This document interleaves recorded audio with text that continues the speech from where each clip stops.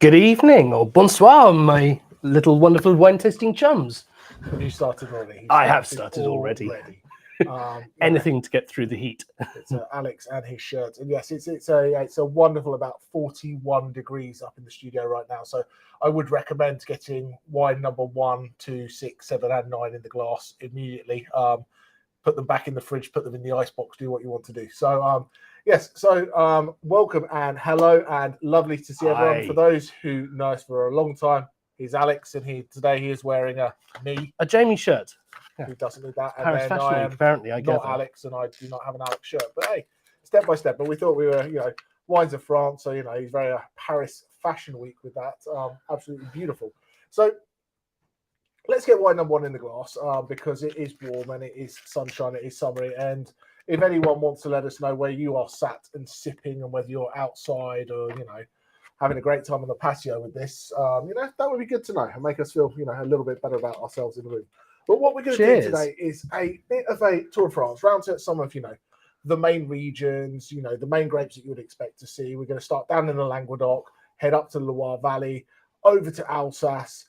Then we're going to go down to Burgundy, round to the Rhone Valley, and finishing off in Bordeaux. So we're going to do 2 kind of almost like big circles around France. A lot of mileage here. That's a lot of mileage. That's good. And for those of you who have been in us for a long time, the Online Wine Tasting Club is going through a little bit of a change, but we're not going to tell you about that right now. Indeed.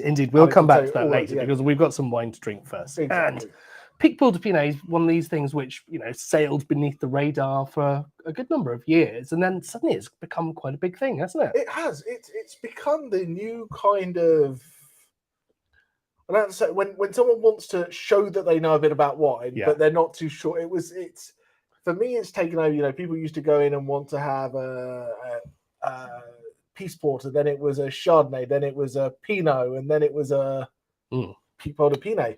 To the extent that the last couple of years, there's almost been a bit of a Picpoul drought. There's not been enough Picpoul to go around, and you started seeing some winemakers, blend some stuff in. There was a great wine that now exists that is a little bit of a blend of Picpoul and some other field blends. And do you know what it's called?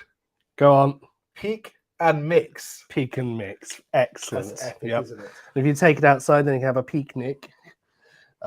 Well, I had the one joke. I wasn't expecting. That was it. That's fine. For 3.5 hours. So what makes this wine what it is? And I think we're talking about, like we said, very much down in the south of France, towards the sort of the eastern parts of the Languedoc region. Before you get a little overexcited, should we let everybody in on Slido? Oh yeah, let's do that. So he's going to tell you what he tastes because he's going to be rude and jump the gun here and not give anyone else a chance.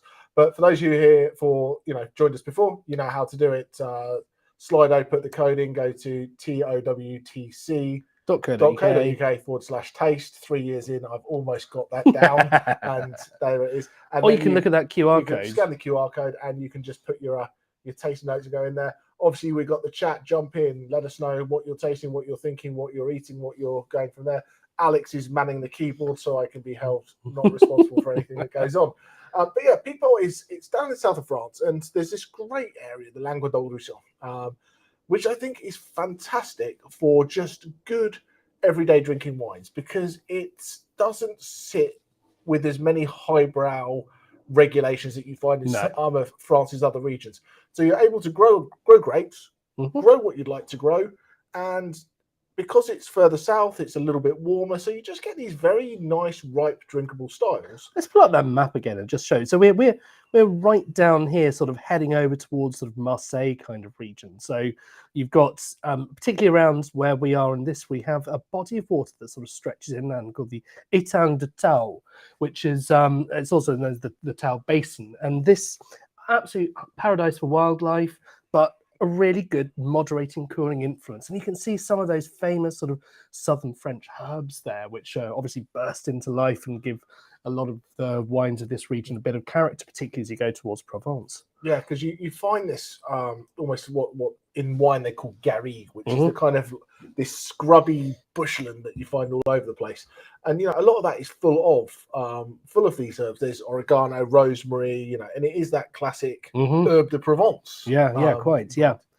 So I can imagine that would be a very, very lovely combination. The saltiness going particularly well with that. But the point that you had about that little bit of moderating, you need that, because if it was just warm, you would lose all the acidity. And there's the acidity that gives you that mouth-watering feel in this wine that makes you want to sip it and drink it again and go back. If you didn't have that slightly moderating climate, you wouldn't be able to keep that acidity, and you just have a kind of a dull, almost like watered down lemon squash kind of.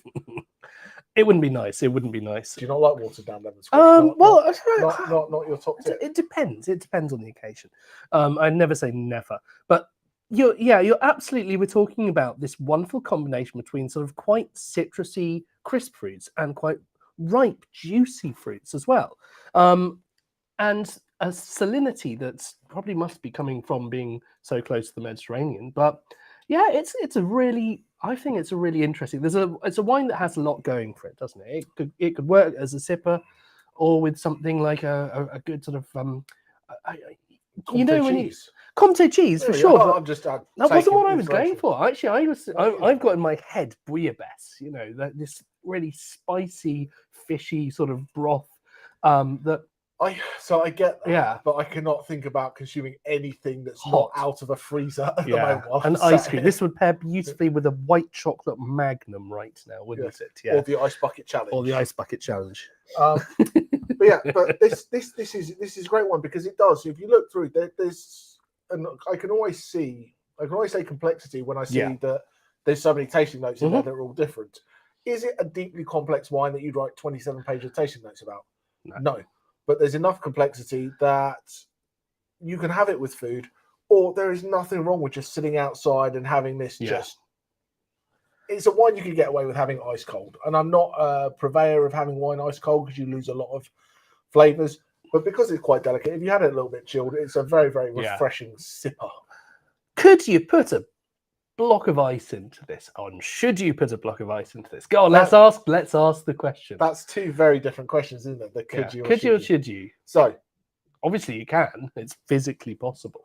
Can you? No, I didn't fill up the ice tray. So absolutely you can. And there's a lot of people with the wines come out of the fridge and you go outside, it's not quite as cold as you'd like. Or it gets warm so fast. Sitting outside, you go, chuck some ice in it.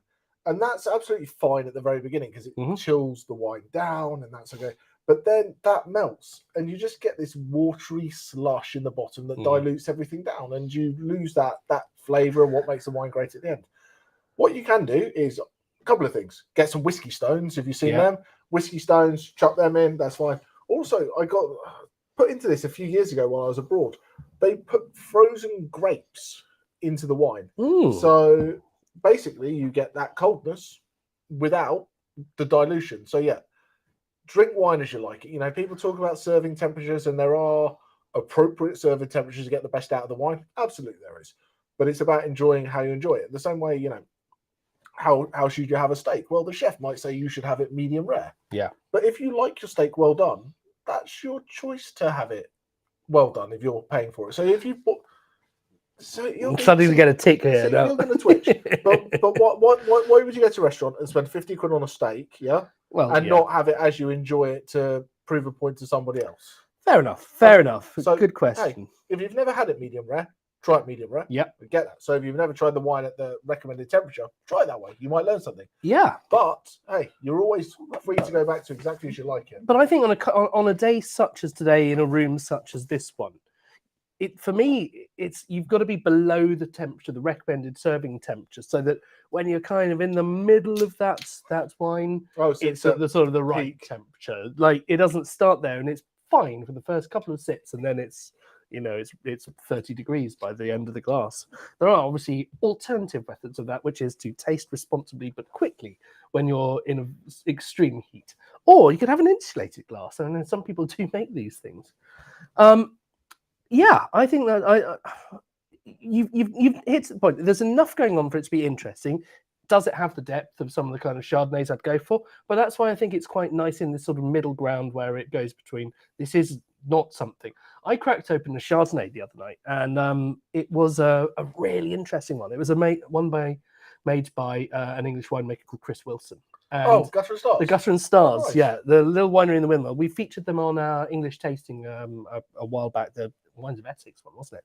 And their backwoods was sensational. This was a crazy wine. It was a wine that's made in a half-size new oak barrel. So the bigger the barrel is, the less of the influence that wood has on the flavour of the wine. And the older the barrel is, the less of an influence. So this had a lot of influence from that. It also had a bit of skin contact. So it was actually, you know, it was quite a sort of a tannic wine to go for. And it was an amazing accompaniment to some of the food that I was having. Is it the sort of wine that I would just want to have a glass of? No.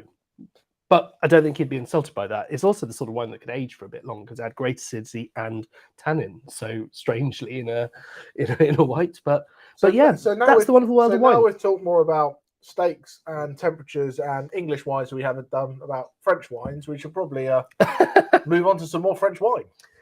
Okay, that is fair. I can agree with that situation. So we are heading refreshing pineapple. I'm definitely getting the pineapple, and the yuzu was one of the first things that popped out. That slightly sort of unfamiliar citrus thing that's almost got a tiny little bit of bitterness to it compared to, you know, some of our when I say bitterness, I mean like bitter, not necessarily acidic. Let's get you can know a peephole because it comes in this fancy bottle. It comes in this tall grey bottle with a little thing on there. That's your peephole. There you are. Yeah, as long as they actually had the bottles in stock, which has not been guaranteed this last couple of years, but yes, they certainly try. So where are we going next? We are going north and that way, west. To the, well, kind of straight north, but, you know, the Loire Valley kind of goes all the way. So we're heading to Loire Valley. So the Loire River starts down, basically. Let's get the picture up again. Like that. So it's further up than I think every time I see it. But the Loire Valley comes all the way down.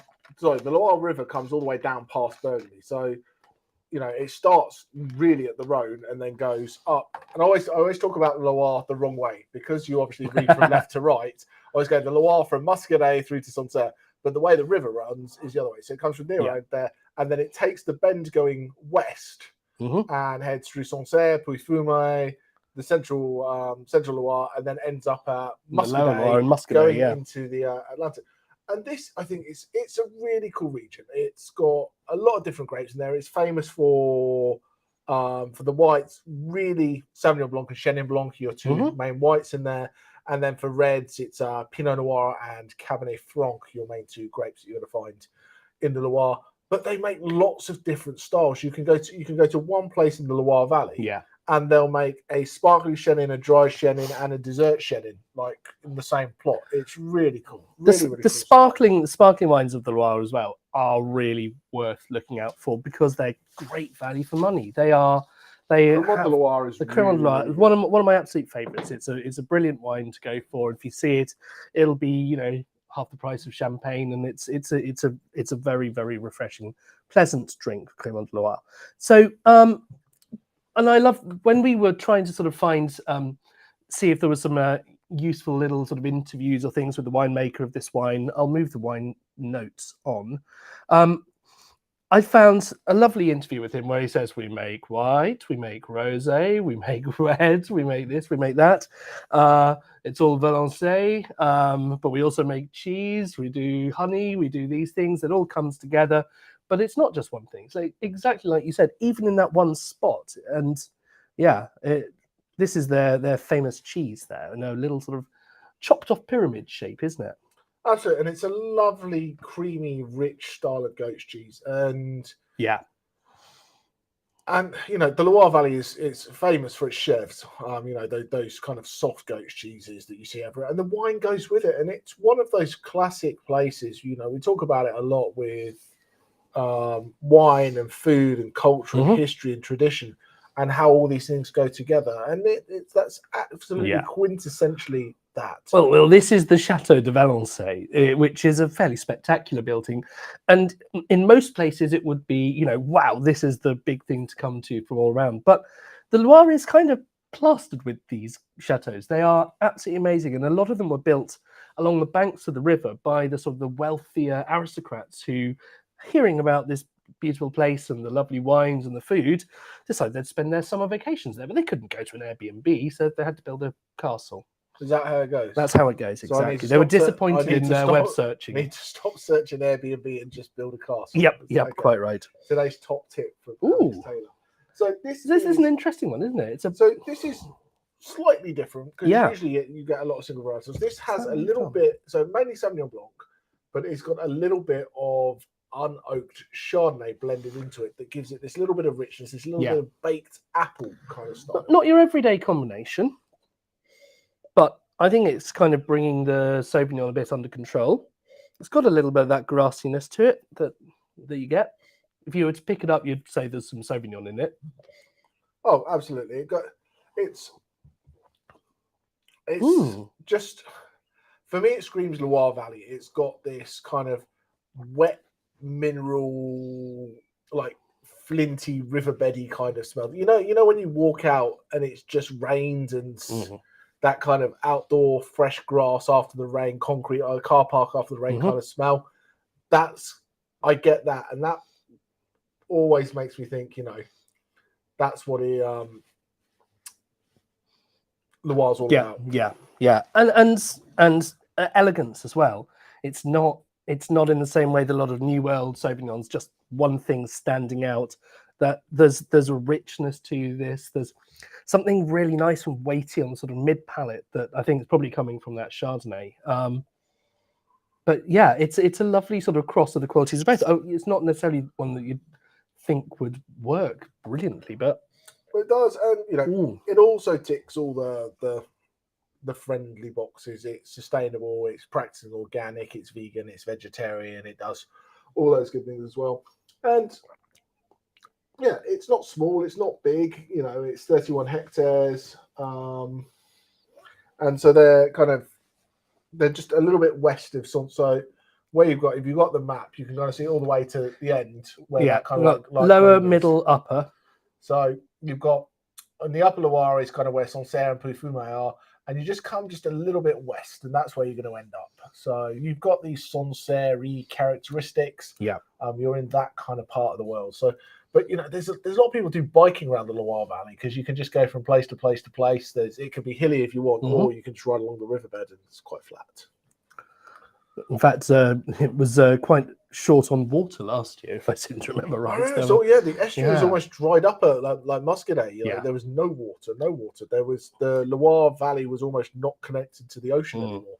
Which is incredible when you think about, we talk about how reliant the wine is on that. And it just suddenly wasn't there in the hottest of years. So it's getting more challenging. But I think the really lovely thing to see, which is always just that shock, is how close that is to Burgundy and how it's on the same latitude. So it's we talk about the getting close to the Atlantic, obviously, though you get more of an effect. But this is a place where you could quite clearly grow some Chardonnay, and it does a good job, particularly in that slightly more southern Burgundy style of the Chardonnay, where it tends to be a bit more ripe fruit and sort of tropical fruit and things. Well, I think that's an interesting thing. I don't want to get too deep into kind of wine lore and AOCs and all that kind of stuff today, but with things changing in the world and temperatures changing and rainfall changing and the amount of water available changing, these AOCs and these regulatory bodies need to kind of keep up with the times a little bit, and what should we be planting, what can we plant, what's doing well, what's not doing well. And to be able to plant different things and try different things, I think is hugely important. And that's where I think the New World is able to be more dynamic in its approach to changing wine, because there's no rules on regulation. It's not as wild westy as it used to be. No. But it's easier for someone to plant something different, try a different technique, while still having the gravitas of that stamp or that recognition on your label of being from that particular region and that particular style, that I think a lot of Europe people know and trust almost the less so the grape name, but more the place, the Chablis, the Santé. So if a Santé is going to be 100% Sauvignon Blanc, for example, and someone thinks, well, Sauvignon Blanc's going to, and I'm not saying it is. This is just theoretical, hypothetical, in fact, not even theoretical. Sauvignon Blanc's going to have a tough time over the next 10 years, and it would be great to plant some Riesling here, yeah. But they can't do that without losing the name. Then they become a Vin de France. Yeah. So that's where it can be a little bit difficult sometimes. So, I mean, without going too much, as you say, into French wine lore, but there is definitely a bit of a pyramid that they like to have, and right down the bottom you've got the sort of Vin de Table. I thought that was Table. the Egyptians. Oh, it's the Valençay cheese, in fact. And as you go up, there's less and less of it, but it gets higher quality, is the saying. And generally speaking, the regions get smaller and smaller and more sort of prestigious. So we're starting with sort of this table wine, kind of Vin de France at the bottom. And a Vin de Table just means that it's not met the rules for anything else, basically. So not grown in a certain place. It doesn't always mean it's bad. No, it could be perfect. It just means that you can't guarantee what it's going to be stylistically. Yeah. Whereas if you go up to this is a Sancerre, then you know that it has to be grown in a certain way. There's got to be certain limits to how many grapes you can get from the region, and the winemaking is controlled, and even things like the bottling are controlled. So you get a bit more of a reliable product, is the theory. So yes, that is a Vin de Valençay contrôlé. So it is its own little appellation, just like Sancerre. And I think, I mean, they talk quite a lot about this sort of flinty soil, don't they, with this particular part of it. I mean, there's all sorts of different soils, but some of the best Sauvignon in the Loire Valley is grown on this sort of flinty, chalky soil, isn't it? Well, you look, so some of the most expensive. I don't want to upset anyone from New Zealand. See here, this is okay. But the wines of Didier Dagenot from Puy-Fumé are, I think, some of the best Sauvignon Blancs ever made, ever. That's, it was one of the first white wines that I tried that made me go, wow, you can actually make like world class white wine. But once again, these regions in Loire, I'm stuttering tonight. I can't talk. It's because of the heat. It really, really is. There's regional names in the Loire Valley that we've heard of. We've heard of Muscadet, where they grow Melon de Bourgogne. We've heard of although they locally call it Muscadet, just to confuse everybody. But we know Sancerre, we know Puy-Fumé, maybe. And those start to command a price of those. I'd say have a little look around. Look at Valençay. Look at Menetou Salon. Look at Cancy. And there's all these kind of other little places. They're all down the same river. They're not millions of miles apart. No. So there's you could look for. There's a great little winery called the Domaine de la Forge, and they just make a Loire Valley Chenin where they pick some grapes from all over, and then they do their kind of Sauvignacs and things like that from the particular AOCs.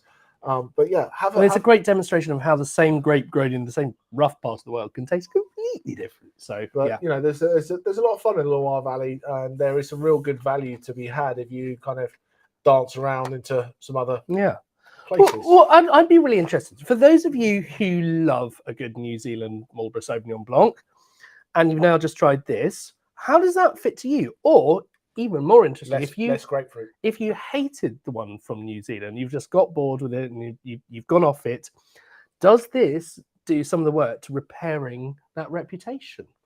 I pop if you got the chance, pop some comments in the chat, because that would be really interesting to hear. Because it is almost like the new Chardonnay in terms of getting quite a visceral reaction from people, isn't it, Sauvignon? Yeah, absolutely. God, I'm going to go down. You're putting me down bloody rabbit holes tonight. Try my best. So I'm a big believer that if you like a check over the scissors. Because I'm a big believer that regionality, I think, is more important than grape varietal. I truly believe that if you like Loire Valley Sauvignon Blanc, you are more likely to enjoy a Loire Valley Chenin Blanc than you are a New Zealand Sauvignon Blanc for style. Does that make sense? And then you go the other way around. That if you prefer a New Zealand Loire Chenin Blanc, you may well prefer a Loire Valley Sauvignon over, South Africa. So I think that regionality, you can go and try the grapes there. I think there's such a vast difference in Sauvignon Blanc around the world compared to New Zealand to Chile to America to wherever else you're growing it. I think there's a vast difference in Sauvignon Blanc, and I think that regionality really helps. Cool. So we've got the comments about it having more depth than the last one. I agree with that. Not that the other one was lacking in depth. There's some lovely, really ripe fruit flavors, and the honey, that honeyed character that's coming through is really nice to see. That doesn't mean it's sweet or anything. It's this really well developed fruit, a lovely wine to go well with cheese and crackers. So happy days. Now we're going somewhere quite different now, aren't we? And very pretty, but they can't quite decide if it's in France or not, because we're off to Alsace, which is has been in France and has been in Germany. It's been at different times. Been a little backwards and forwards, depending, if you're in a time machine or not. And when you look at the that, it kind of all explains it. It is right there on the northeastern border, and the architecture is just so classic. Oldie worldy German towns. It's fabulous. It's such a great place to go. Am I right in saying that during World War II there was almost like they put a no-fly zone over Alsace? The Germans weren't allowed to bomb it. Go and bomb anything else, doesn't matter. No. But there was a don't you dare touch. Weren't this. Allowed to touch. Alsace. It was a strictly forbidden place for the German bombers to go. Absolutely, and it's also a place where it's quite dramatic because it's just in the just on the east side of the Vosges Mountains. I got that right. Yeah. So it's good for a rain shadow. Remember? Yeah, good for a rain shadow. Yeah, which is not always helpful these days, but in the old days certainly was very helpful for getting a riper style of wine. What's interesting about this? So Gewürztraminer, I love Gewürztraminer. In Alsace, the main grapes you're going to see are Pinot Gris, Pinot Blanc, Riesling, Gewürztraminer. There's another white called Silvaner, which you see in little bits, and then a bit of Pinot Noir. Pinot Noir, yeah. That's mainly what you're seeing there. But just look at it. They make, they make dry styles, they make sweet styles, they make off-dry styles, they do all these kind of cool things. And Gewürztraminer kind of translates as spicy harvest is kind of the translation to it, because you get this little bit of pepperiness, this little bit of spice, and always these beautiful floral characteristics, this lavender, this dried petals. Yeah, it's almost like a kind of Turkish delight in a glass, isn't it? Yeah, just that sweet rose character that, which when it gets overdone, reminds you of your grandmother's potpourri, like on the middle of her living room table. It's like, that's far too much, can't do it. Not ideal. And then when it's not enough, it's like, well, it's basically Riesling light. It doesn't do so. But when you get this kind of balance, I think it's absolutely fantastic. But talking about the geography of this, because it's got the Vosges Mountains, and you talk about kind of where a wine sits in its country. So I'm luckily enough disappearing to Germany next week, and there's an area called Pfalz that goes up, following these mountains up, and basically Alsace is more similar to that than that is to the rest of anywhere else in Germany because of the geography that goes with it. It's the same style, the same grapes, the same things being grown, and it's a political border that makes the difference, and there's not really a geographical topography border, and therefore those styles kind of flow through. And so where does this fit in terms of, do we know roughly where it is on the sugar levels in this? Do I have a tech sheet? So as in, I feel like there's got to be a little bit of that. I would say a very little bit, not very much at all. Oh, yeah, all right. You want to hazard a guess? I'm going to guess 12. 12. Was I wrong? Yeah, you're wrong. Okay, he's going to say. I'm going to guess 16.28. Oh, come on, that's not that far. Right, we are on the Gewürztraminer, which is wine number 3, and we are arguing over a small percentage of the residual sugar that's in this. But now we might talk about a sort of an off-dry wine. This is tiptoeing on that mark. This is verging to off-dry. This is not a dry wine. It's not a dry wine, but it's definitely not a sweet wine. So for and everyone's slightly different, but for your palate to be able to perceive sugar, you're looking at that kind of like 8 to 10 grams to know there's actually sweetness in there. So you're going just over this. So you should be able to tell there is a little bit of sweetness in there. And it just helps bring the fruit out and some of these other crazy flavors. So yeah, I love the taste note of lychee. There's definitely that you're getting. Lavender. Off dry, quite right. The tanginess, that's from the acidity as well. Some of these riper fruits like the apricot really come out. Turkish delight, absolutely. But yeah, this is not like we talked about with the Provence wines or Southern France wines, or even going into some of the Italian parts. This is not down to something else growing in the vineyard and spraying the grapes with perfume. That's nothing to do with this. This all comes from the grape itself. And it's not CKG for Calvin Klein. No, not this time. But so these guys are divisive. It's not really these guys. No, it's a big bunch of guys. So this is cooperative of about 110 different growers bringing their grapes together to make these wines. But while there's 110 of them, each one of them, I mean, this is the entirety of Hunevier, and I believe that the Cave de Hunevier is the very rightmost building there. Just as you go, if I've got this the right way round, then you're going kind of sort of west to east. You're looking north there, and if you go east, you'll get to the main road. You can go south, and then you go back in again. And you get to Riekveer, which is where got produced like Marcel Dice is there. Yep, Hugel. Some of the probably the more renowned. Yeah, some of the more renowned ones. But these, you can see the size of these tiny little patches of vines, and they are incredibly expensive and sought after, and it's French wine law, isn't it? It's I had 6 sons, and my patch got divided by 6, then divided by 6. So people have got 1 or 2 rows of vines each. Some of them, not very much at all. Quite. And they don't have much choice but to be in this co-op, because they wouldn't be able to make any level of commercial wine. No. Again, just those are the Vosges Mountains in the background there, and that does seem to imply that I've got that map the right way around, which is a relief. Well done, sir.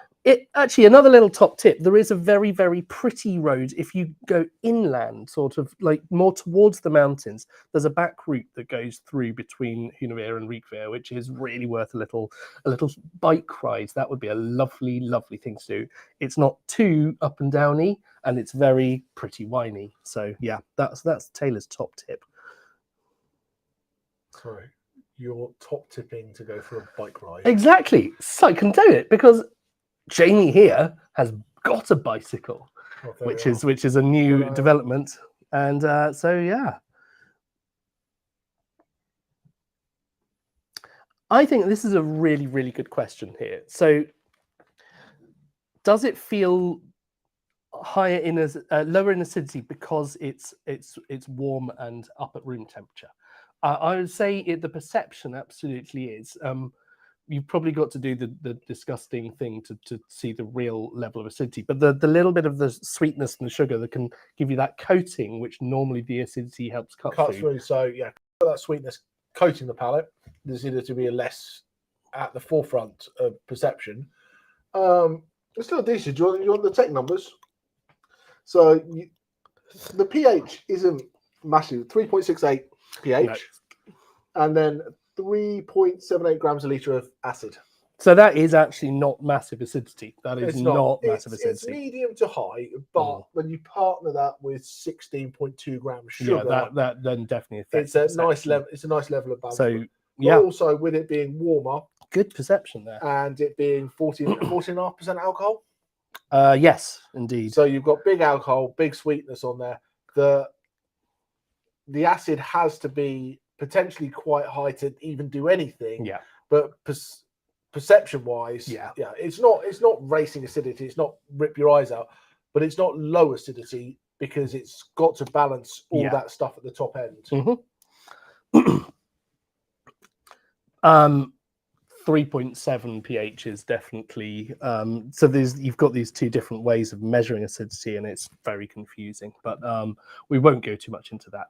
But what would you pair with this? Because this to me is a tricky one. I have no idea what I would go for with this sort of with that high character of the lavender and the sort of potpourri thing. If I were going for a slightly off dry Riesling, I could say, oh, let's go for spicy food or something. And I'm not sure. I'm not sure what I'd do. This, once again, I think the best thing to pair with a glass of Gewürztraminer is another glass of Gewürztraminer. But this will also go with, a lot of Asian food, like a Thai green curry that's, not overly spiced, but you've got a lot of these fragrant flavors. Yeah. Anything that's got like jasmine rice with it, that kind of stuff will do really well. But this can also go with desserts. I've served Gewürztraminer with things like a lavender panna cotta. Does very well. Okay. And there's also, but perhaps a slightly sweeter Gewürz. So there's also there's a phenomenal cheese in America called Jasper's Hill by Humboldt Fog, I think it is, and it's got fennel seeds in it. Wow. So that kind of aromatics from the fennel with the Gewürz is absolutely fantastic. I believe Sam Leek is now my wife's new best friend because she does like baking a cake, and I do like a little bit of a Gewürztraminer. So that's one to try. I like that suggestion. Let's have cake and Gewürz. I think that the thing that you have to realize when you're pairing this, is when you taste it, those lavendery flavors are very to the front when you taste it by itself, because it's not something we regularly eat. So it's really punchy and out there. Yeah. So we're probably more sensitive. So when you pair it with something else, it doesn't overpower it. You can have it with something quite light, and the lavender kind of melds away, if that makes sense. So it's not like, oh, I've got something light and I won't taste it because lavender. Yeah. When you pair it with food, it goes quite well. You want to have something probably with a little bit of acidity in it, because you've got this level of sugar. But yeah, I think I'm going back to lavender panna cotta. Thai green curry. Or a box of Turkish Delight. And that's coming from quite clearly a Gewürztraminer fan. And why not, Yeah, that's a great one. But perhaps can I tell you what I like about that? It's not with Turkish Delight. It's with a box of Turkish Delight. Of Turkish Delight, yeah. Is it? I'm just wondering. Is it a classic box per bottle ratio? Is that the best way to do Gewürz? Oh, there's our good old friends, the Parma Violets, making an appearance again. Excellent. But yeah, the problem is Parma Violets is a good tasting note for what it is, but I hated the things. And I'm like, I see it as such, like, I get where it is, but to say that out loud, I mean, like, that's a really negative thing. But I get it, but it's not a bad thing in the wine. It's definitely there. Excellent. Well, we are moving on from that one, so I shall move the tasting notes on. What do you fancy next? I think let's have a bit of wine number 4, which I don't know if you've heard, but I'm quite a fan of French Pinot Noir, so perhaps we should see if we've got any of those. Oh, look, a Burgundy. How convenient. Excellent. Jean-Claude Boisset. Now, this is called Les Ursulines, which I was trying to sort of work out what I thought that might mean. Should we just open the bottle? No. Let's be sensible. It's too warm, mate. I was like thinking of like Ursus Major and Ursus Minor, which is sort of a bear-shaped constellation, if I'm right. But there's nothing to do with. And I went Ursula from the Little Mermaid, but hey, what do I know? But he was closer because it was actually a sect of Catholic nuns that followed Saint Ursula. So the Ursulines were the nuns who followed Saint Ursula. Yeah, so this is Pinot Noir from Burgundy. I'm probably just going to shut up and have a little taste because I do like a bit of Pinot. Is that what you got? I'm now done for the day while I drink that Pinot. And I'm spent. So this is Jean-Claude Boisset, who is the son of Jean-Charles Boisset. So absolutely legacy family in France. They've also got holdings in the States now as well. Some really, really cool wines. And I think this is, so we're in Burgundy. Are you capable of putting the map I'll up? get the map Or back you can up, do yeah. that. Okay, I'm not going to overwork you while you enjoy your Pinot Noir. So you've got Burgundy, which produces some of the most premium expensive wines, not only in France but in the world. You might have heard of things like Domaine de la Rhone, La Tâche, and such wonderful things, and Clos de Vougeot, and which command huge amounts of money. But if you're in Burgundy, generally, and I say generally because there's all an exception, if it's Burgundy and it's white, it's going to be Chardonnay. And if it's Burgundy and it's red, it's going to be Pinot Noir. But this, I feel, is a potential that when you know the producer,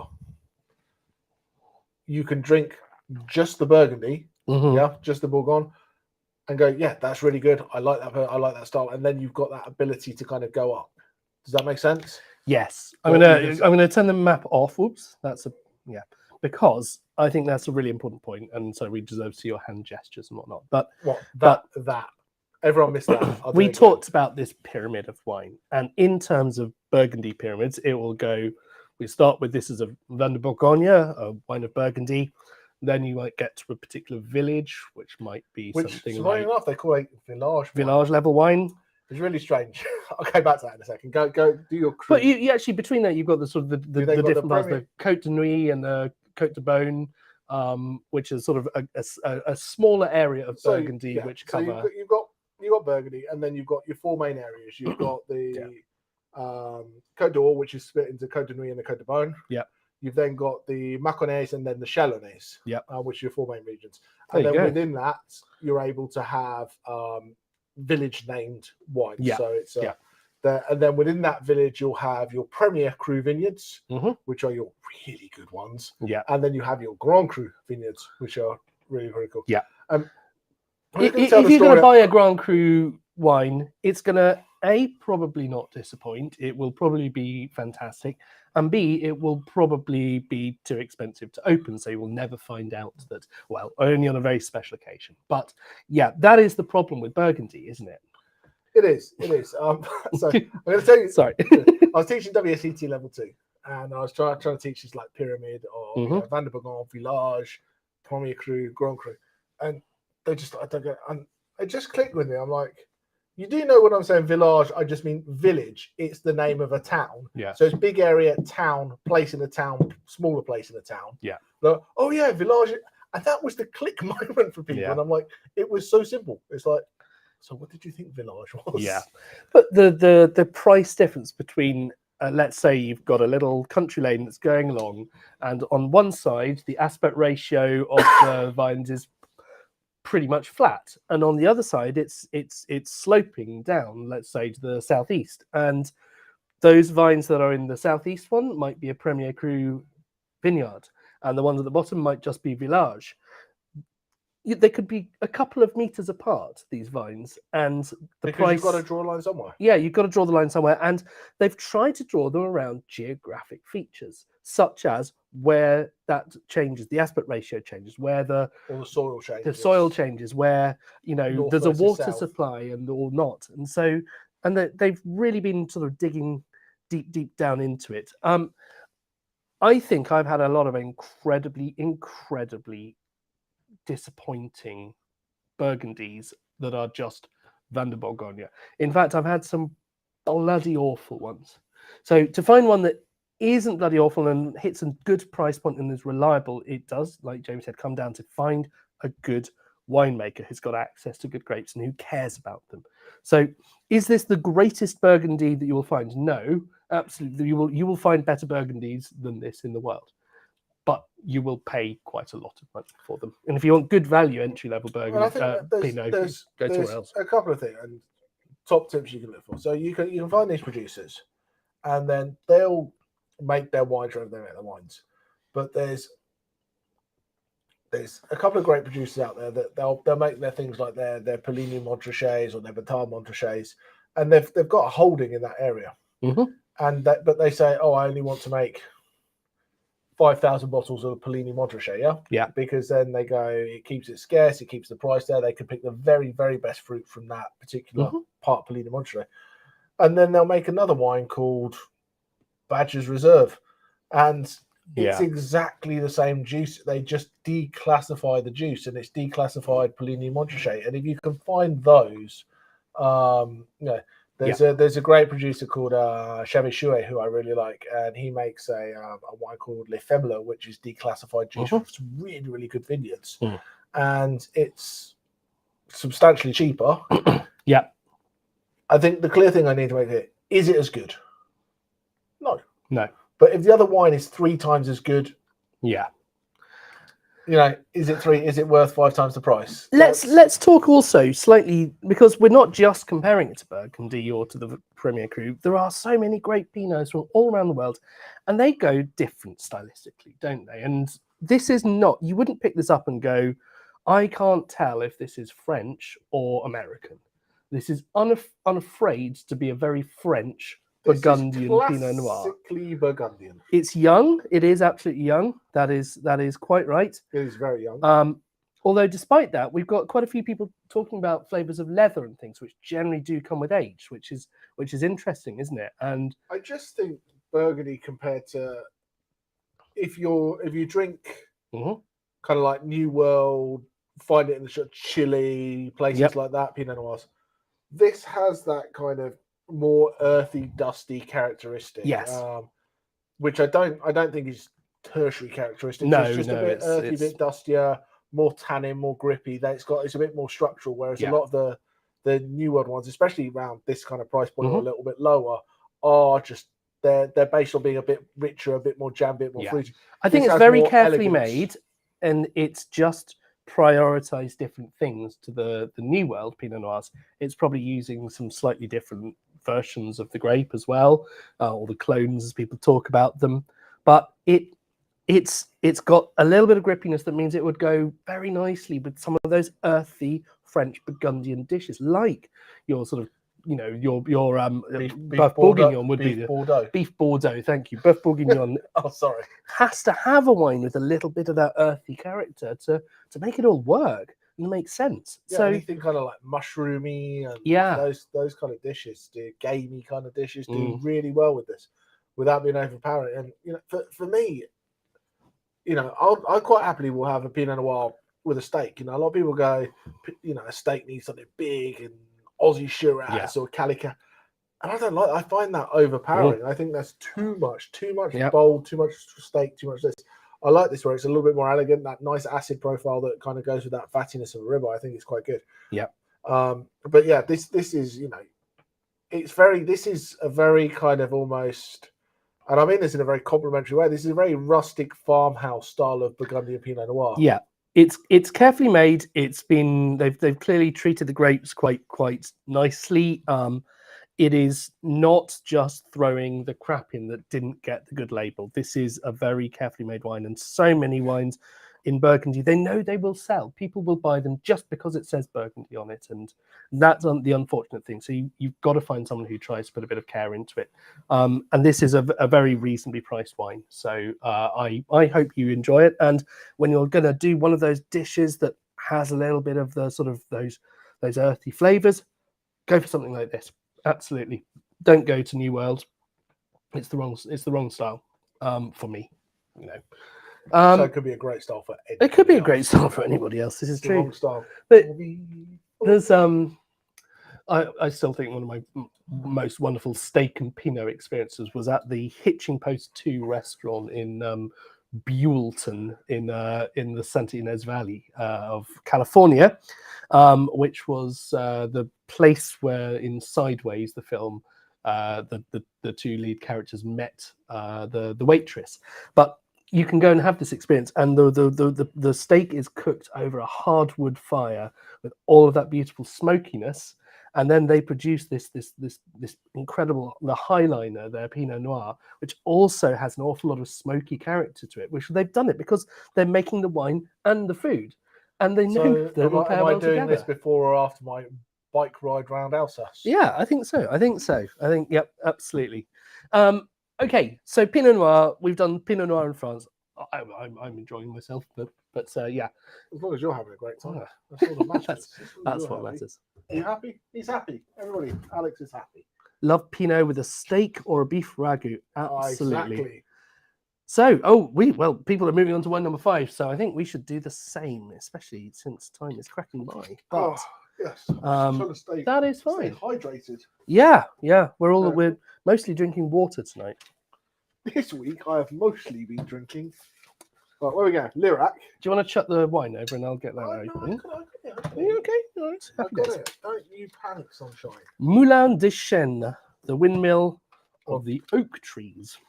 Oh, not the Moulin de Chêne, the windmill of the Not dogs. not the dogs. That would be a different words. Windmill of But dogs. Lirac. So here we are, and of course, it being a wine from down in the Rhone region, they've got to go for a nice embossed bottle like Chateauneuf, and this is Cru depuis 1947. Which, given its numbers, I could have just said 1947.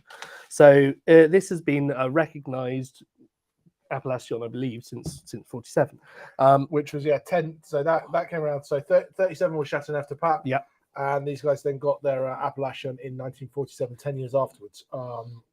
Chateauneuf obviously gave the gravitas to that region as new House of the Pope, 1309. The Pope left the Vatican to go to Avignon and then planted grapes. But the Rhone Valley is a really kind of cool place. So you've got this big long thing. You've got Avignon. You've got the valley that goes up.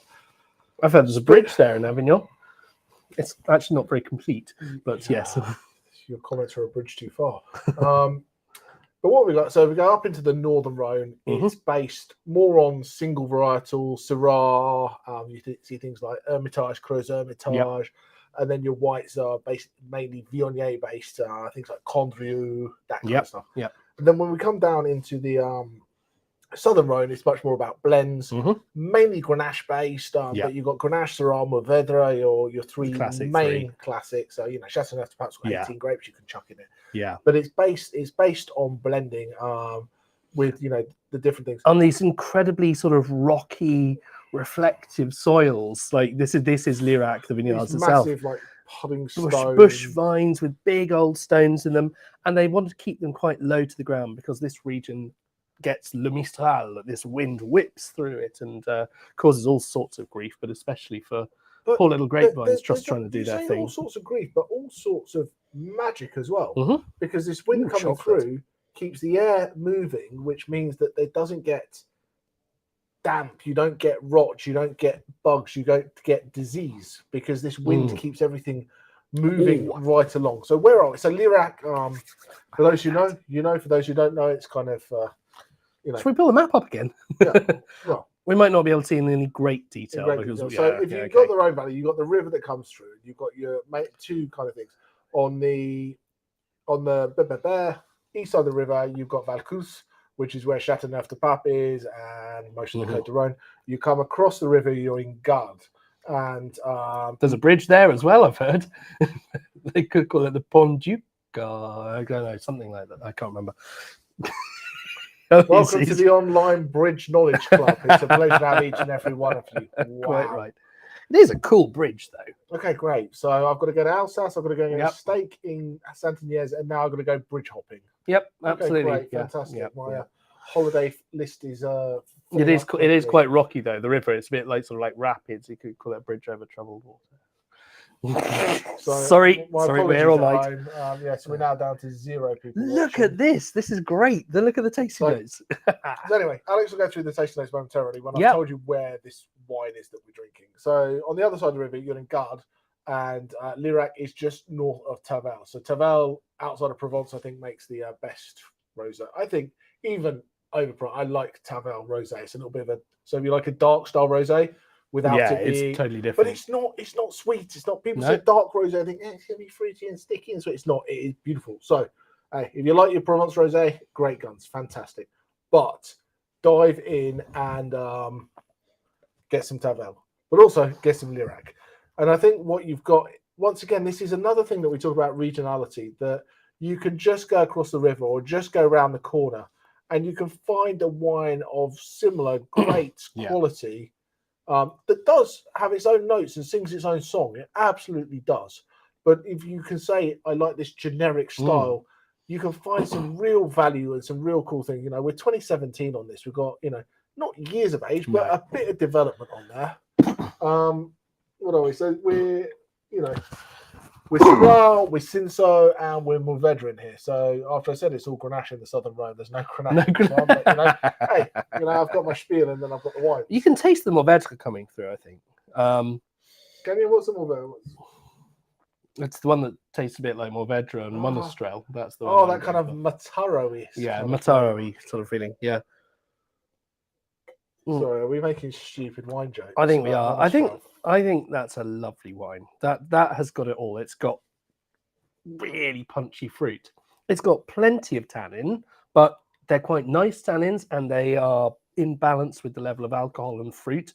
So they're not sticking out. It's obviously just after you've tasted a Pinot Noir, it's a very different experience. But this is further south, and it is hotter, and you've got all of that light shining back off the ground as well. So you've got the skins are getting suntanned from all angles. It's quite cool. 2,500 sunlight hours a year.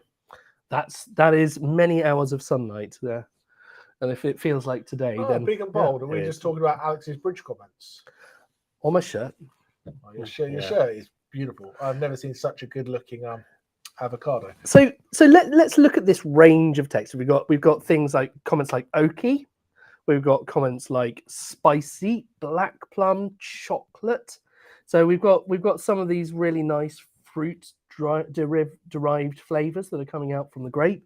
We've got things that are coming from some use of some oak and some good winemaking.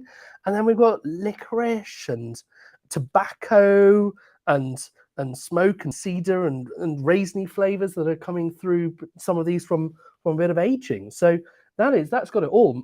And just look at those different spices in there as well. Fantastic.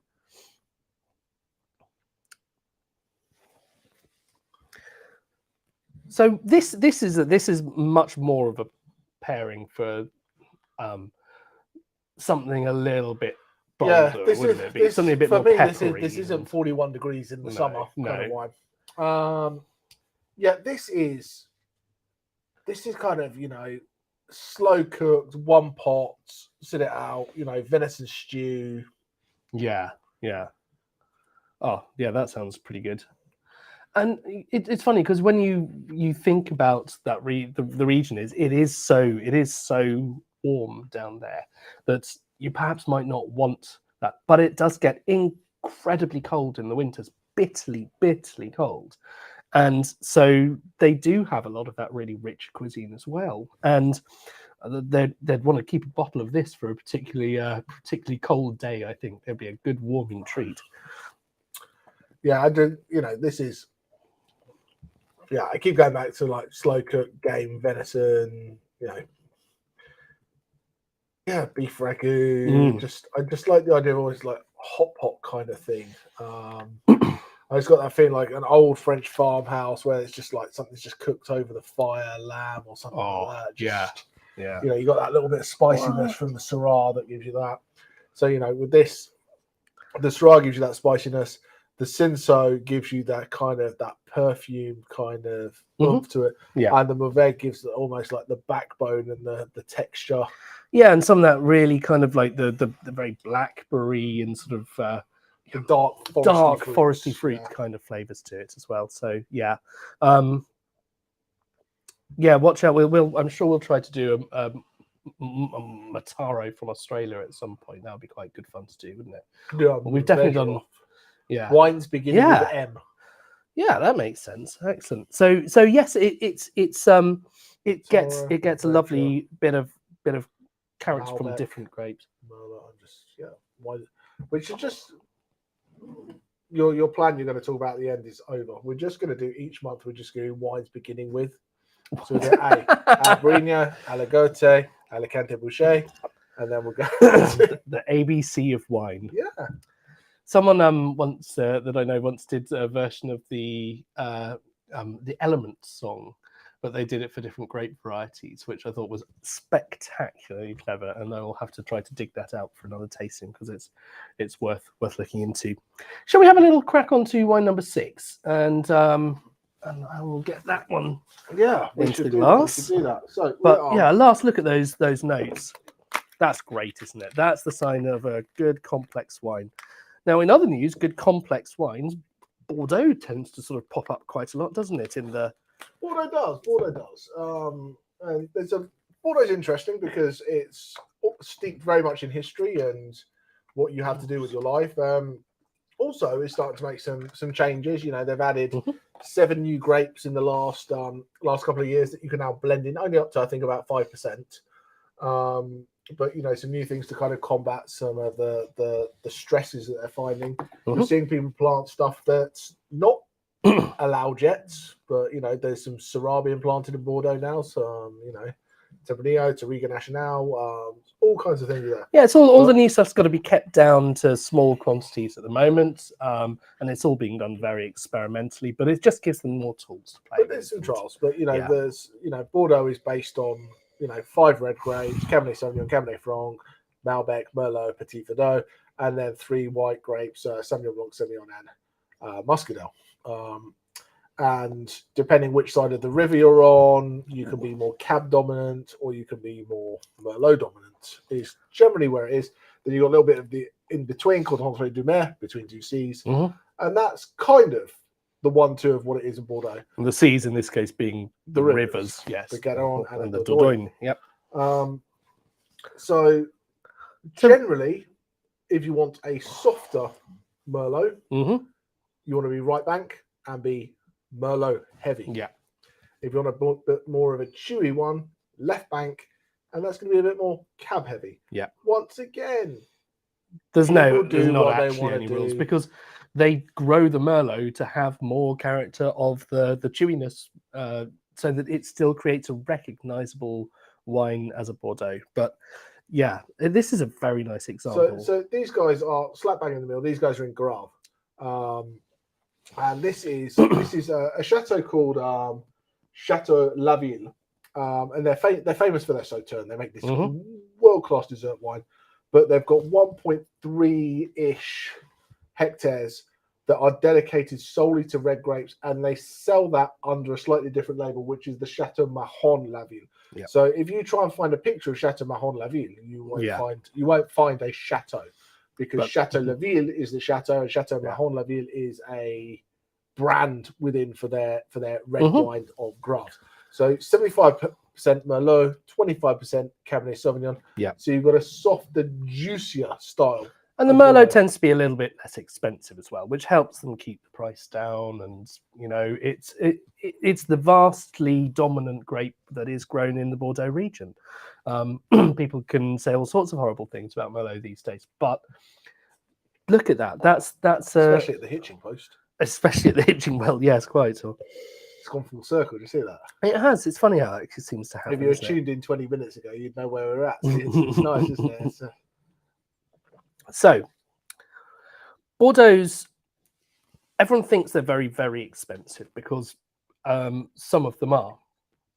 We will not do our introduction to Bordeaux, but if you go on our YouTube channel, you can go and see our little introduction to the wonderful 1855 classification done in the style of Monty Python. Done in the style of Monty Python. By Alex Taylor. Yeah.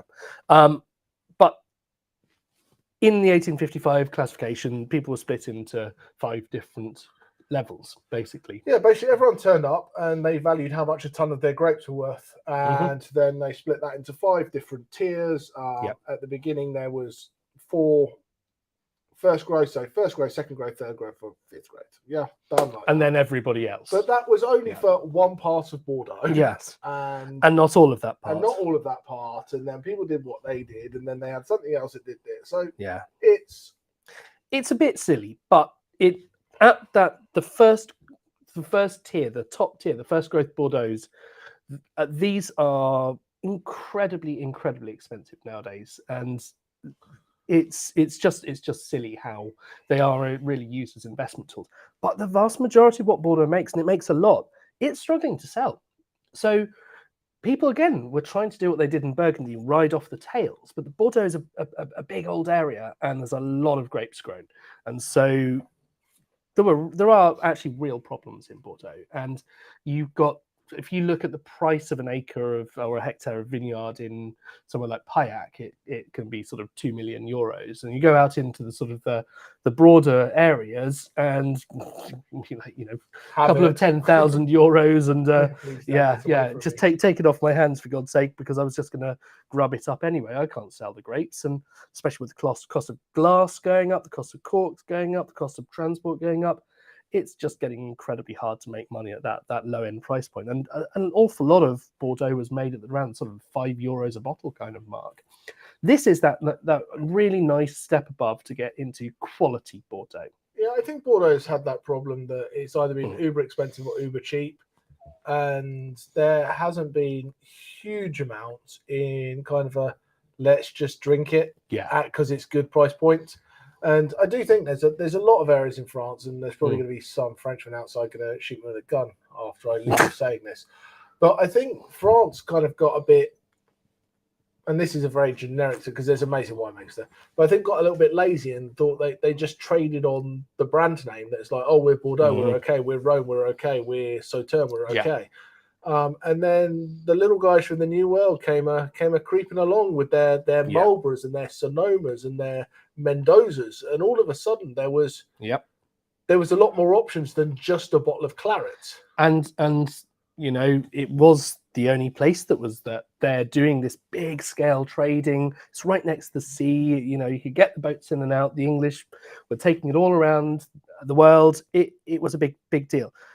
Lots more people can do that now, and the quality of the wine at the entry level wasn't good enough. It just wasn't good enough compared to what the others were doing. When it's the only thing available, does it have to be good? No, and that's what it was. I think one of the big challenges is that the French are drinking a lot less than they used to.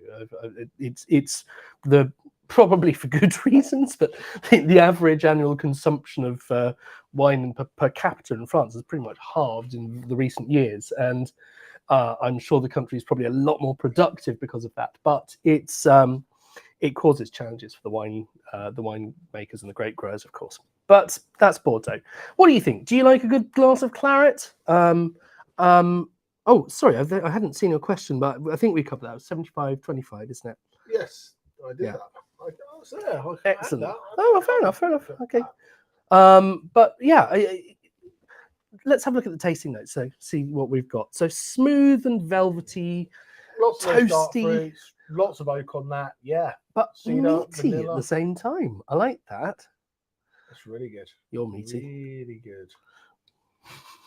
See, I say vanilla. It's got up. I'm just start putting my tasting notes in, and then okay. Right, sorted. But again, just like the Rhone, it has flavors, so many different flavors. That's one of the signs of a good quality wine, is complexity. But that's the joy of blending. Yeah. When you blend, you can add more. There's a lot of people, and I'm not. Oh, God, whenever I say something, I feel like I'm beating someone else with a stick. Single variety wines are great. They're of a place, typicity. You know what you're going to get. Yep. There is in a great year, and it can make some of the best wines in the world.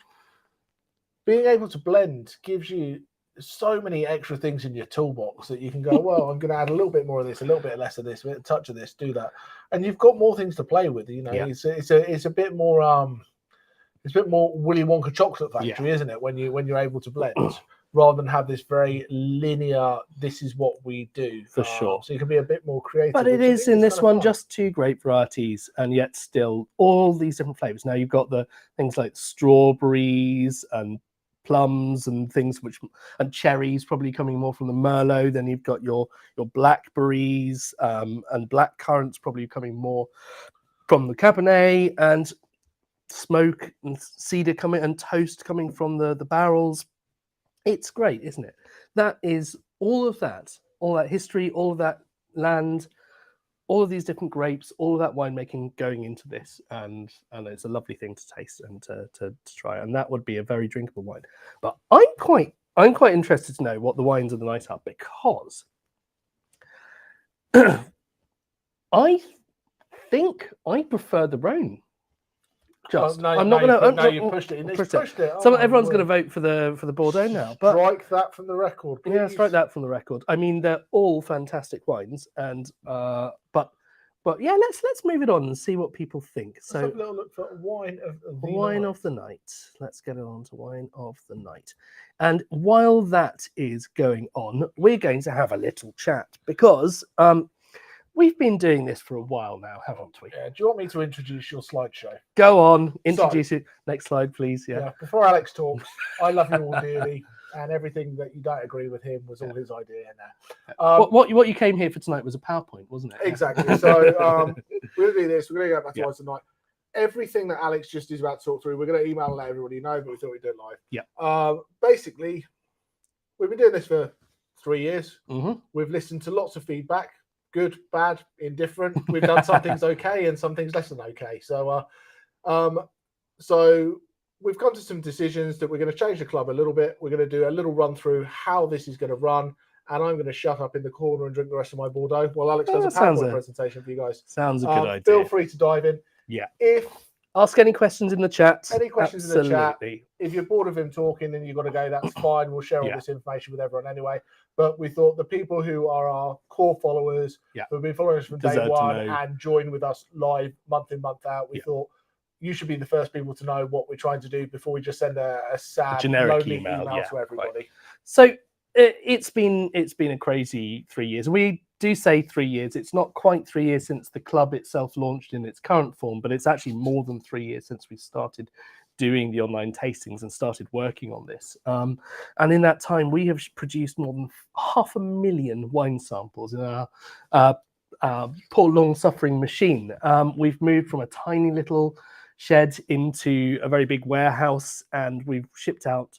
We've now done more than 100 of these online tastings, plus several hundred more private events, and we've got some incredible, humbling prizes from the industry, like Innovator of the Year at the International Wine Challenge and the Editor's Choice from Decanter, and Jamie being named the emerging talent in wine because of the work on this. It's been immensely humbling, but we can't help but recognise that this is a slightly different world because everyone can go to the pub and to restaurants, and they don't necessarily want to spend an hour and a half listening to two guys talking about wine. Sorry, they don't necessarily, but not as many as used to.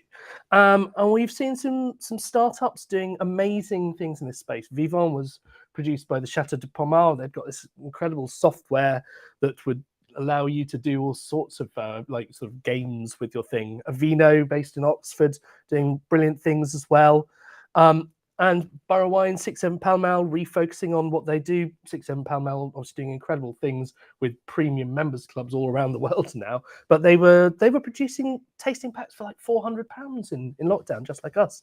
And others have given up making the little samples because they are immensely hard. So they're just going back to offering full bottle sets if they're going to do anything. Our goal's always been to let the people taste really good wines, and that has to be done with samples. You can't make them buy, bottle after bottle on a whim of God knows what. If we were doing it with bottle sets, we probably wouldn't put in such interesting and challenging wines as we do in some of our tastings. We've got to get the packaging and the shipping costs down to zero while protecting the wine, and that's been so hard, so hard work.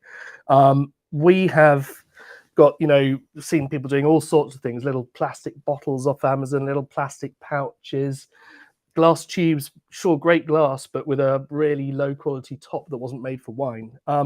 You can do this sort of stuff on a really small scale and make it look like what we've done, but you don't get that same protection. And there are some very dodgy films out there, which scientific research has shown leaching carcinogens and even heavy metals like mercury into the wine. They got banned in a bunch of countries. So it might seem easy, but it really hasn't been. We had to do a whole bunch of scientific research into how wine aged in flexible packaging. What were you aiming for? What was the kind of right level of performance of the different barrier materials? So we had to then create those materials. Have we still got that reel there? It's gone somewhere now, hasn't it? Don't worry, it's fine. But we are constantly trying new things. We're trying new processes, and then we have to do them in the lab, and we've been checking since the beginning of the year 24 different wines and how they age at different temperatures, and we've even got lots of new machinery that some of which will be arriving in the next couple of weeks now, which is very, very exciting. And this stuff doesn't happen without all of the great support that you guys have given us. It turns out that making clean rooms and getting forklifts and stuff. I've just seen in the chat. Yeah. We're not giving up. We're not giving up. Don't worry. Don't worry. No It sounds like he's about to shut down the business. I'm not. He's I'm not. like, thank you very much, and that's it, and turn the lights off for the final time. It's not that. Oh, don't worry. I'm not about to start singing "Time to Say Goodbye." No. Okay. So we were asking you all over the last few tastings, what are you here for? What are you trying to get out of it? Is it entertainment? Is it education?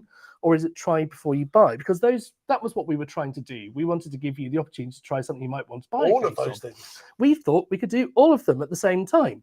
And it turns out if you sit in the middle, you're pulled. Oh, if I can get. No one wants to see you. They want to see your Yeah, they want to see the slide. I'm got it merged. Just block Basically, the problem is that if you're looking for the try before you buy, most of us, when we actually go and buy a bottle of wine, spend sort of between £6 to £10. And those wines are lovely to drink, but they're not really very interesting to talk about for an hour. So we can't tell you anything about the things. We heard from you. You are much more interested in the sort of the entertainment and education sides of things. We can't really do the high quality entertainment high quality TV show like the wine show when we worked with them, because it's really expensive, and we often get people going, oh, you'll mess the sound quality up a bit here. Absolutely, we don't have the budget to do a big TV show. And education, we've definitely been focusing on education, but we've done it in a kind of, let's talk about what interests us. That's a really cool country. If we're going to compete with the people doing education like WSET, we need to have a bit more of a structure to do things. So this is where we are today with the adventurers and the discoverers. Adventurers sitting a bit more towards entertainment and education, and the discoverers trying to do a few more of those everyday wines. And in reality, we end up with the same people on each of them. And it's all a bit merged and blurry, and yeah, we decided that was the fact that we follow the chat a little bit. We have some very well-educated people on the discoverers just because they want to do it. Yeah. And then we're doing adventurers level tech questions because we want to answer the questions that are there. Exactly. So what are we going to be doing instead? So we are merging the two levels to do the new online wine tasting club, and that is going to be unapologetically focused on education and entertainment. Not so much to do with try before you buy. Obviously, if you find something you love, then it will be there for you to buy. But primarily, this will be an education course, which will be fun education. Then we will also be introducing the winemaker showcase, where we work with just one winery each time, and that we aren't going to have a subscription model because we can't price it. Because if we're doing a focus on, I don't know, Chateau Aubrion, then that would be more expensive than if we're doing Passo Primero. Not that they're both not great in their own ways. So that we can't do as a series, but these will be showcases. Tastings, and our members will get a discount and first refusal on those tastings. We're also going to be doing something new with Try Before You Buy. We're not quite ready to talk about that just yet, but let's talk about where this all goes, because obviously we had our Discover series and we had our Adventure series. Also, before he dives in, when he goes on to where we go, if you guys are happy with it, you have to do absolutely nothing.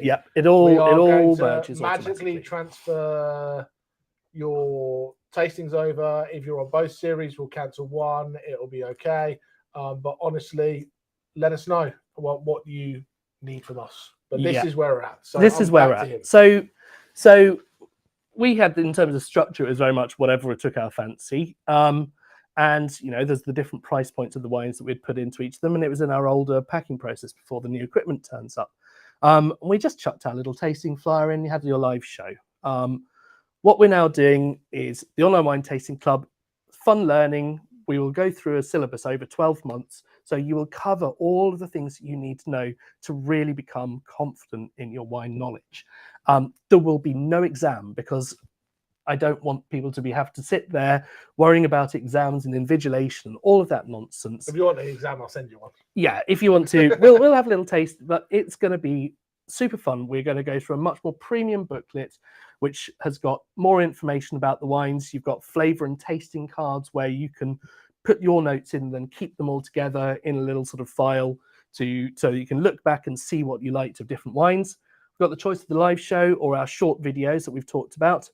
And we'll also be doing some fun things like blind tastings and vino versus vino, which is where the entire point is who picked better, the best wines.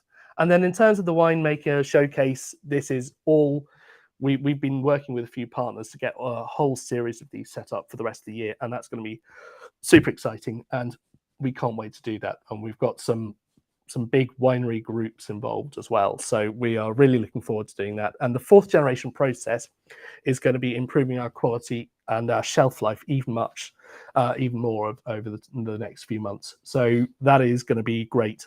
Fingers crossed. Fingers crossed. Yeah. We're still testing, but it will free up some space in your fridges. It's looking, yes, exactly. It's going to be room temperature storage, and that's the plan. It's something which no one else has ever done in the wine world, which is quite exciting. And so you get to do into, some of these tastings might be like £200. You will get a discount as a member of the club. And also the fact there might only be 4 bottles to pack up, so there might only be 30 or 40 tastings. Quite right. And yes, unfortunately we do know it means that the cost will be going up, and you probably know that everyone's costs have been going up a bit. But this isn't. We were trying to work out how much it would cost us to go out for a wine tasting night, and we'd have to get. There's one in our my nearest town that the tickets are £45 per person for that, and I'd need to get an Uber both ways, and we'd have to get the babysitter in, and they recommend you buy an £11 plate of nibbles per person as well. And it's like, that's £232. That's kind of ridiculous. So where we are, it's $34.95 for a tasting kit, but you can swap whenever you've got some friends coming over to go for a bottle set to share, and then you can either do it with our short videos or just chat with your friends and have a go. And to say thank you so much to you guys for sticking with us. We are going to be, for anyone that moves over onto this, they will automatically get £5 a month of wine credit to spend on anything they like throughout towards the end of, basically until after Christmas. So that is the new version of the online wine tasting club. That is, and I really hope that you'll stay with us. If you've got any feedback, you can pick up the phone or you can drop us an email, and we will get back to you. Absolutely. To be fair, if you email or you ring the phone, it will either be answered by myself, Alex, Dan, or Rianne. Yeah. We're going to stick with tastings on weekdays as well. Yep. Yeah. Exactly. Our thought is we were going to do the tastings of the weekend. On the weekday. It then allows people who want to do it and catch up. They've got the wines for the weekends if they want to do it. So that's really exciting. But yeah, any feedback is appreciated. And you guys know who we are. You've been with us for a while. We're a small. I say we're still starting. We've been doing it for a while now, but we're still I think small. we can say we're not a startup when we actually get paid for doing this. That might be a nice thing. but yeah, it's we're just trying to streamline, and doing one show a month means we can do it better content, better effort onto one, rather than trying to do 12 wines over 2 shows and burning the candle at both ends. So you'll have the syllabus set out for 12 months, so you get to see where we're going, what you'll be learning, and you'll be learning objectives there. You can skip, you can pause, you can jump, you can do what you want to do. No commitment on that. Fingers crossed that should be loads of fun. But yeah, I like the idea of keeping it on weekdays. Keeps my weekends free. It does. I'll just say, if anyone is interested, it's a long way away now, but if anyone wants to come and hang out, I'm doing a wine and cheese tasting at the Oxford Wine Festival in September with James Grant of number 2 Pound Street. So if you want to do English wine and English cheese as a live event, you can come and visit. Yeah, go to the Oxford Wine Festival and see Jamie. Fantastic. We are also still going to be working on a dinner at some point as well. In fact, actually. Sorry. Yeah. You're the first people. So you're the first people to hear about this. Okay. We haven't got a date set yet, but August we're going to, like we did last year, we're going to do a pre-recorded barbecue tasting. And last year we cooked far too much food. So if anyone's either local to the Hertfordshire area or wants to travel, give us a shout, because we want to invite some people. round to Alex's Round to my house. to cook, film, hang out, taste the wines, and do some live interaction before we do the film. Yeah, so we are a half an hour train ride out of London, and I've got my barbecue there, so I'm just going to be lazy, and but we would love to do something London based for the for the dinner night. I think as well. once we've launched the new feeling of the club, and we're doing these ad hocs, maybe one of our first winemaker dinners we'll do it as a winemaker special thing in London to kind of launch this new winemaker series that we're going to look at. And now, so the barbecue tasting, it's going to be beginning of August, probably Friday the 4th, something like that. But we'll confirm that. We'll drop you an email. Let us know if you would like to come, and you can come and taste and eat for free. So happy days. Obviously, tickets will be limited. So, but anyway, I'm really delighted to hear that people. Kathy's in Argentinian steak. There you go, Kathy. Well, you can. Kathy, you bring some. I've just got no idea what I'd pair with an Argentinian steak. No idea. That's no the idea. big problem. Yeah.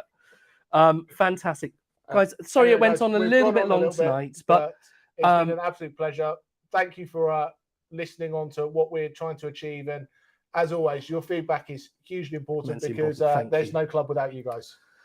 Wonderful. Well, have a great evening, everybody, and we shall see you in a few weeks for our next tasting, which is, well, we've got the wines of Noir, and then we're going on a tasting tour. Alternative North America. Yeah, North America, indeed. Maybe Canadian. Maybe. Take care, guys. Good night.